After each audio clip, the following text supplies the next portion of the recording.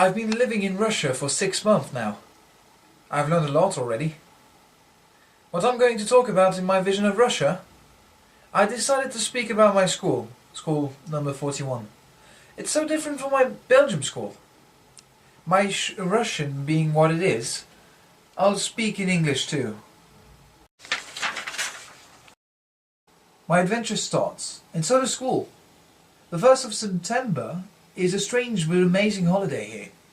In Belgium we just come to school and they introduce us to our teachers and that's it. Here it was a lineup with a little show and a national anthem. I had to say my first few words in Russian, although it wasn't a lot. Здравствуйте, меня зовут Саша Бон. Я студент из Бельгии и хочу учиться в вашей школе. До встречи. It was a nice day. Today I had the chance to experience a French teacher's life by becoming her assistant. It would never have happened in Belgium under any circumstance. Quite fascinating. Bonjour,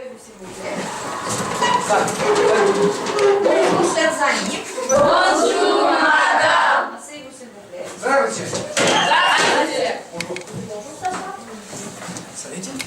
So, today we are going to learn about the restaurants. Как говорит ресторан во Франции? Во-французски. Ресторан. Так. И что может делать в ресторане? Кушать. Может. Кушать по-русски, да. Ресторан. Кушать.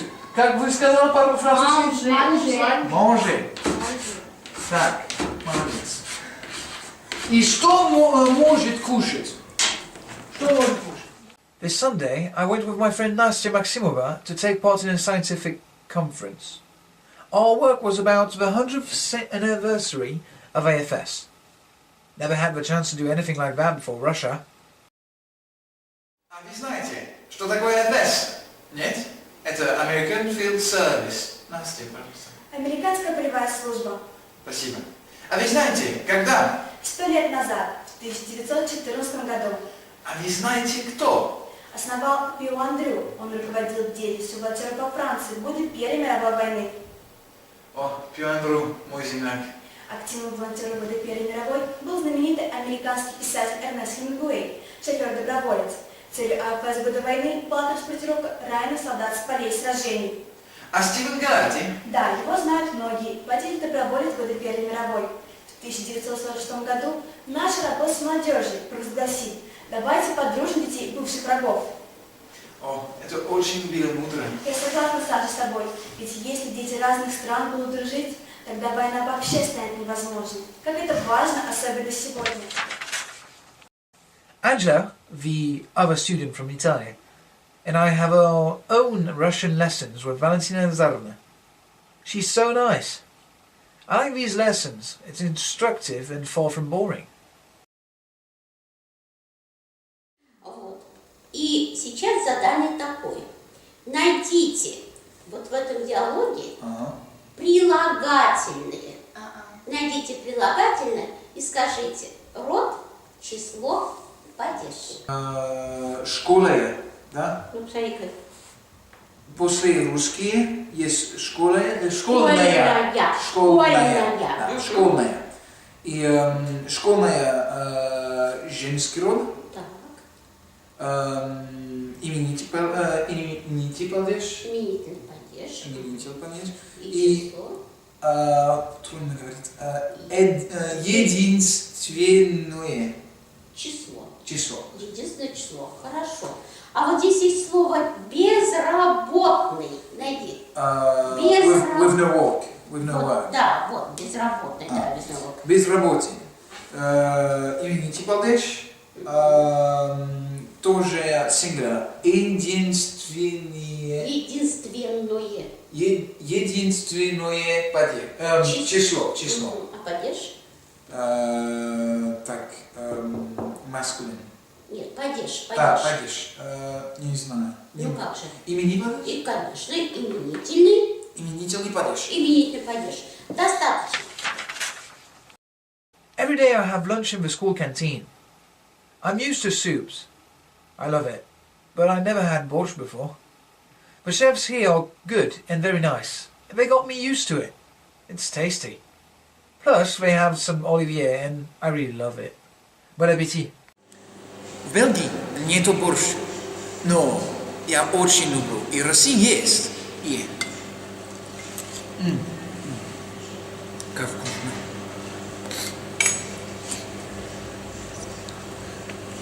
Ну, есть тоже оливье.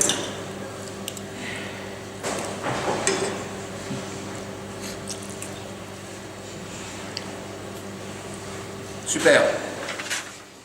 I started studying Russian in the second form with the 2A. Angela and I, we love this class. The kids there are just full of energy and happiness. Sometimes I'm scared they'll cuddle me to death. But their teacher won't let that happen. Louise has an eye on every one of us. A great teacher.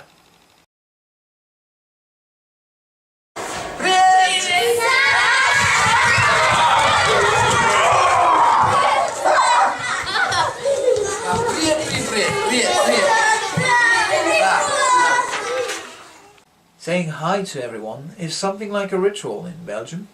Even though we stay quiet, we handshake each other, we say hi, or simply we give a high five.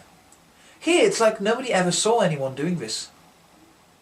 But in the corridor it's always busy and noisy, and wherever I go I get to say hi to almost everyone.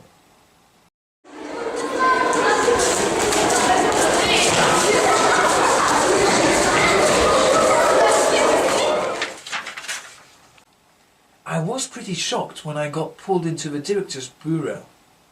That place is kind of scary and absolutely forbidden in my country. You go there only if you have to get fired, or going in without any permission. It's like, you know, it's basically the same thing. You'll probably get fired.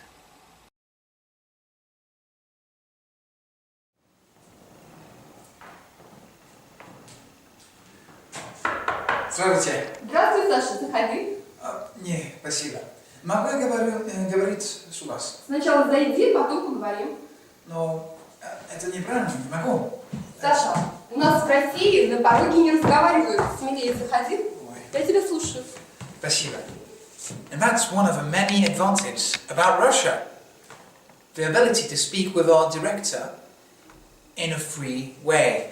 In Belgium, doing what I just did, entering the director with or without his consentment can get me fired. It's a kind of place where everybody is not allowed. Спасибо большое.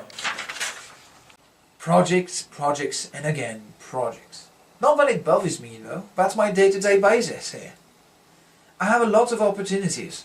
I won the regional level Olympiads of English, participated in a literary competition, and today I'm working on an Oxford academic presentation about accents, with the help of my friends from 11A and my English teacher, of course. Basically it's the same but more detailed. Yes, more detailed is better, I think. Why better? And guys, what do you think? What is more important? Accent, I mean pronunciation or grammar? Well, from when I lived, when I lived in England, I could say it's pronunciation. Grammar is something you pick with time, like accent. But if you have a bad grammar, it's not as important as if you had a bad accent. So I think accent is way more important. Which accent did you get? Oh, I got the Broomy accent. What does it mean? What does it mean? It's an accent from Birmingham, so it's a working class accent, and I had to learn a high class, an RP accent afterwards. Why? Because it's discrimination. I mean, if you don't, if you speak a working class accent, it's kind of a discrimination. So now we've got the definition for accent. Next thing is we need to find the content for the next page. Yeah. Like remember Pygmalion? We can't go to a theatre to watch Pygmalion. Do you have anything? Yes, I have video. We can watch it right now. Well, let's install it. Yeah. So that's basically my everyday life in Russia, at least in this school. Projects. We work about, and for this one, we worked about accents in England and in Russia and compared them. So I hope you enjoy it. I think we've done with this. Yes. Today seems to be a big day for Russians. We got to eat pancakes and pizza. Quite tasty, if you ask me. Irene is a good friend and a volunteer, and we discussed about Russian holidays with her while having a cup of tea. The more you know. Что такое Масленица, Ира вам сейчас расскажет. So, Maslenica is an old Slavic holiday, and it's celebrated during the week before the Great Lent. All days of Maslenica, Russian people bake pancakes and they do different outside activities. And in the end of Maslenica, figure of Maslenica made of straw is burnt, which means the end of winter. Have you understood? So it's not religious. It's or a bit the religious. Paganic one. Yeah. So before Yeah. Christ. Yeah. That's all I see. one. It's quite fun. Nice to know. To eat. Also, Yeah. And now you will know about Maslenica. And you will tell in your country about Maslenica. I hope so. How many years have I known IFS now? I think it's been 5 years now. I first heard about it when my mum and I took an IFS student from Norway. Magnus Lund, his name was. And later I decided to try myself and go 1 year to Russia. My Russian school is number 41 and works for IFS, but my Belgium one, the Belgium one doesn't.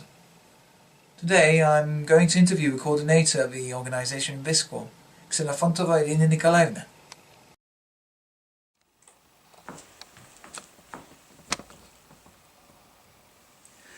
Ирина Николаевна, скажите, пожалуйста, сколько лет в нашей школе работает АФС?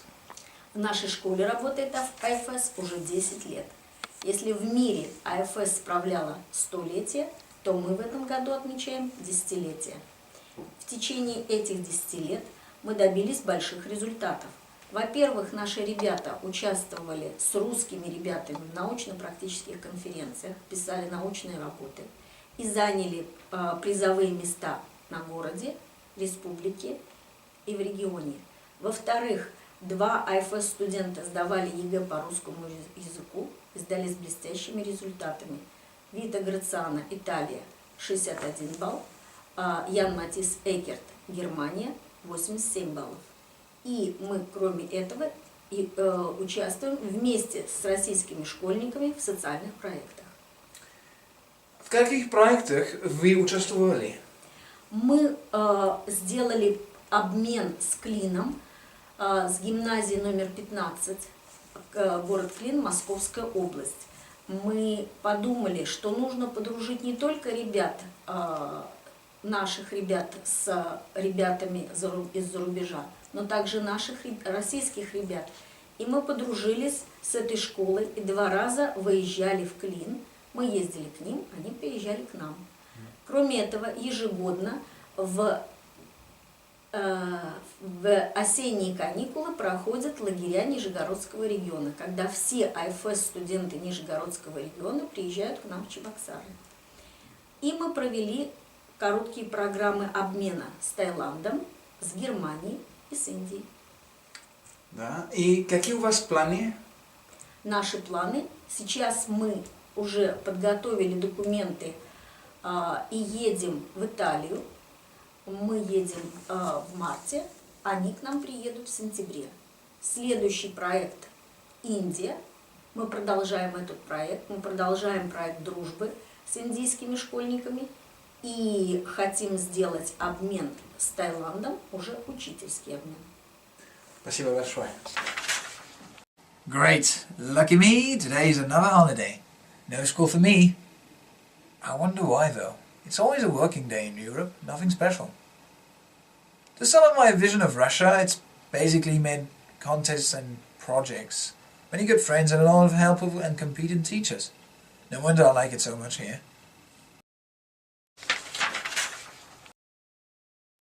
I guess that's all I can tell you about.